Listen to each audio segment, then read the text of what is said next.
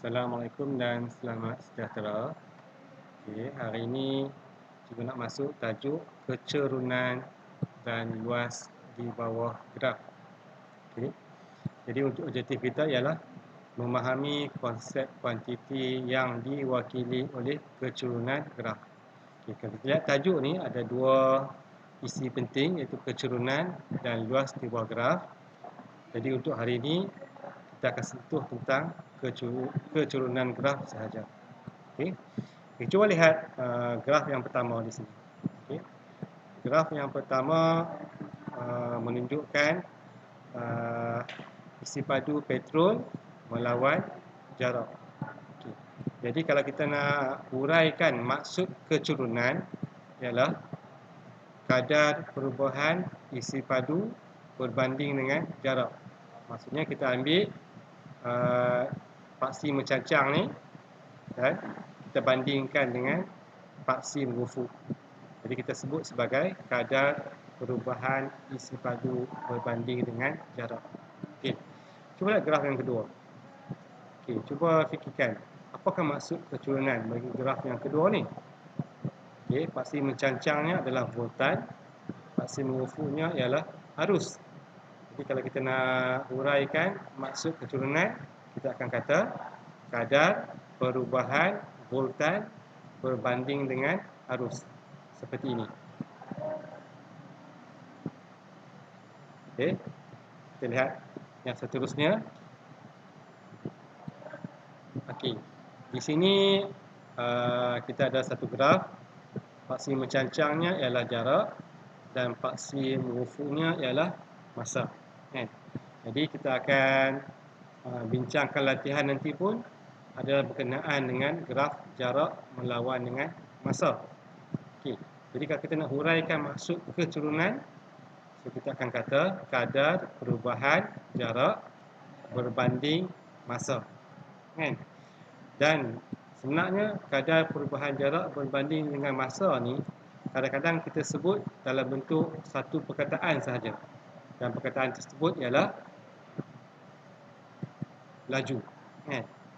Jadi laju ni ialah kadar perubahan jarak berbanding dengan masa. Jadi macam mana kita nak kira kecerunan ni? Nak kira kecerunan mudah sahaja. Kita akan ambil jarak mencancang dan kita akan bahagikan dengan jarak mengufuk. Apakah yang dimaksudkan dengan jarak mencancang? Jarak yang mencancang, dia macam ni.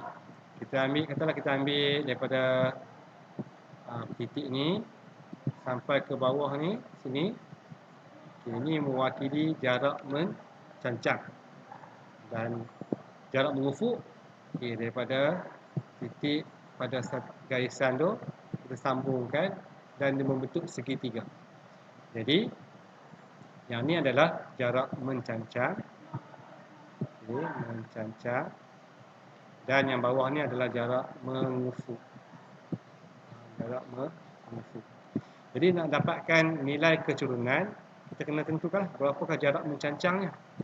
Jadi panjang jarak mencancang ni, sini nilainya 16 dan sini nilainya 4. Jadi panjang keseluruhannya adalah 16 tolak dengan 4. 16 tolak dengan 4. Manakala jarak mengufuknya iaitu 20 tolak dengan 5. So kita bahagilah 20 tolak dengan 5. So kamu akan dapatlah jawapannya iaitu 12 bahagi dengan 15. Tapi kalau kita ringkaskan, kita akan dapat 4 per dengan 5. Apa unit dia? Di sini jarak mewakili kilometer, so kita tulis kilometer. Dan masa mewakili minit, so kita tulis kilometer per minit.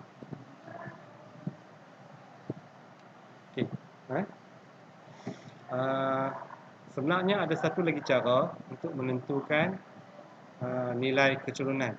Kalau kamu masih ingat, kita ada satu formula untuk cari kecerunan yang kita pernah belajar dalam tajuk persamaan gaya lurus. Formulanya ialah M mewakili keturunan sama dengan Y2 tolak Y1 per dengan X2 tolak dengan X1. Okey. Jadi macam kita nak dapatkan nilai Y2, Y1, X2, X1 ni. Okey, mudah saja. Okey, kita pilih dua titik pada garisan ni. Katakanlah saya pilih titik yang atas kali ni. Okey. Dan titik yang ni. Sini. Okey, dua titik. Okay. Dan kita tentukan dia punya koordinatnya. Okay, titik yang atas ni koordinatnya kita baca X dulu 25. Kemudian Y-nya adalah 20. Okey. Manakala titik yang kedua nilai X-nya 15 dan nilai Y-nya adalah 12. Okey. Okey, jadi kita boleh pilih titik yang pertama ni X1, Y1, titik yang kedua ni X2, Y2. So kalau kita nak dapatkan keturunan dia, Y2-nya adalah 12. Okey, 12 tolak dengan Y1-nya 20. So pilih 20. Okey, per dengan 15 tolak dengan 25. Okey, so kita akan dapat 12 tolak 20, kita akan dapat negatif 8. Kemudian per dengan negatif 10. Dan kalau kita selesaikan dia, negatif bahagi negatif positif. 8 bahagi dengan 10, 4 per 5. Nilainya adalah sama, kan? Jadi unitnya adalah kilometer per minit. Okey. Okey, lihat seterusnya. Okey, di sini kita cuba nak bincangkan apakah yang dimaksudkan dengan garisan pada graf jarak melawan masa. Okey. Biasanya graf jarak melawan masa ada garis yang menaik, ada garis yang mendatar dan ada garis yang menurun. Okey. Jadi sebenarnya garis yang menaik ni dia adalah mewakili pergerakan objek dari satu tempat ke satu tempat. Katakanlah dia bermula daripada titik A. Okey, katakanlah dia bermula daripada titik A, dia akan bergerak ke titik B. Itu maksudnya. Sampailah. Bermula dia akan sampai di titik B. Kemudian bila sampai di titik B, dia akan berehat, kan? Jadi B ke C ni dia tak bergerak, dia berehat. Dia cuma berehat sahaja, kan? Manakala C ke D adalah perjalanan balik semula ke titik A. Itu maksudnya, kan? Jadi graf naik maksudnya pergi, graf mendatar maksudnya rehat atau berhenti, dan graf turun maksudnya pergerakan balik ke tempat asal. Okey, kita bincang soalan ni.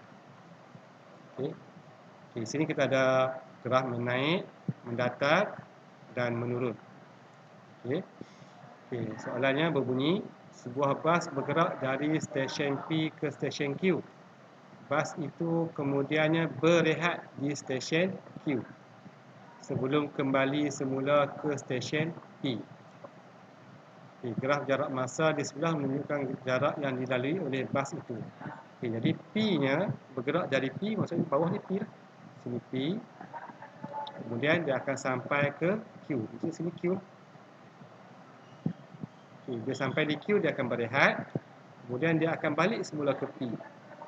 Balik semula ke P. Itu maksudnya.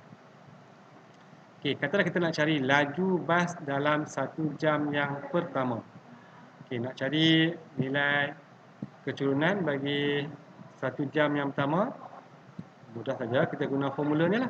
Formula Y2 tolak dengan Y1. Macam ni. Kan? Y2 tolak Y1 bahagi dengan X2 tolak dengan X1. Okey. Okey, di sini bila disebut 1 jam yang pertama, maksudnya grafnya adalah menaik. Menaik sampailah masa 1 jam. Jadi ini yang dipanggil sebagai laju bas dalam 1 jam yang pertama. Okey. Jadi di sini kita ada 2 titik. Ada 2 titik. Ini titik yang pertama. Okey. Dan yang ini adalah titik yang kedua. Okey. Sini kosong-kosong. Titiknya titik asalan. Dan sini nilainya adalah 180. 180. Jadi Y2 tolak Y1, 80 tolak 0, S2 tolak S1, 1 tolak 0. So nilainya adalah 80 km per jam. Ini jawapan. Okay, soalan yang pertama lah, soalan A. Okey, kemudian soalan B pula. Okey, B dia tanya tempoh masa bas itu berehat. Okey, kalau kita lihat sini, bas berehat daripada masa yang pertama sampailah masa di antara 1 dan 2. Jadi berapa tempoh masa? Okey, kalau sini 2, sini 1, ni maksudnya 1.5 lah. Jadi tempoh masa bas berehat ialah 1.5 tolak dengan 1. So jawapannya adalah 1 jam. Okey. Kemudian soalan yang kedua, soalan C, laju bas itu dalam perjalanan kembali ke P. Jadi maksud kembali ni kita kena ambil graf menurun. Graf menurun. Okey, bermula daripada di sini sampai sini. Okey, nah. Jadi kita masih lagi menggunakan formula yang sama jugalah. Okey, jadi formula kita ialah inilah.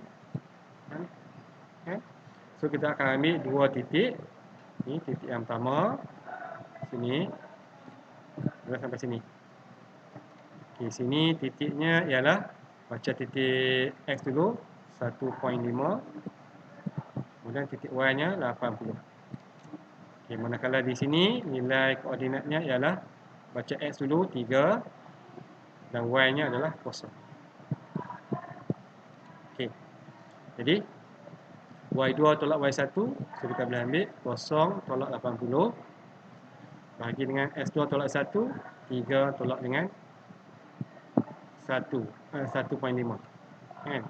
So dapat jawapannya negatif 80 per 1.5. So jawapannya adalah negatif 53.33 km per jam.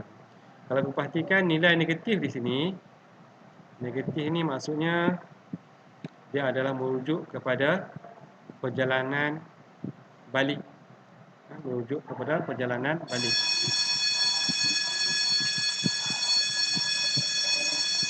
Ini soalan C. Okay, kalau soalan D pula. Okay, soalan D. Okay, purata laju bagi keseluruhan perjalanan. Okay, purata laju ni formulanya adalah jarak per dengan masa. Okay, macam ni.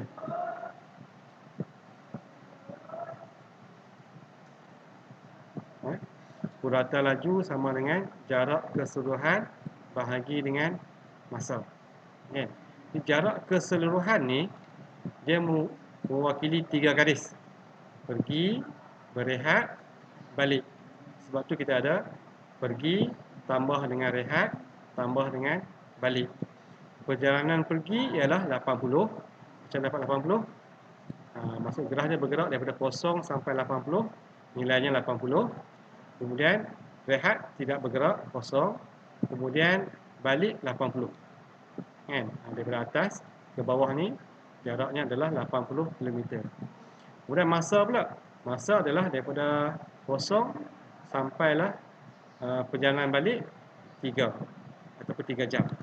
Jadi 80 tambah 0 tambah 80 per dengan 3 dapatlah jawapannya 53.33 km per jam. Okey. Lihat seterusnya. Okey. Untuk soalan yang seterusnya ni, kamu kena salin dulu dalam buku latihan. Kita akan bincang. Okey, soalan ni cikgu ambil daripada buku teks. Okey, soalan sudah. Ni. Kamu lihat praktis formatif 6.1. Okey, muka surat 183. Cikgu nak kamu jawab 2 soalan saja. Okey, salin 2 soalan dulu.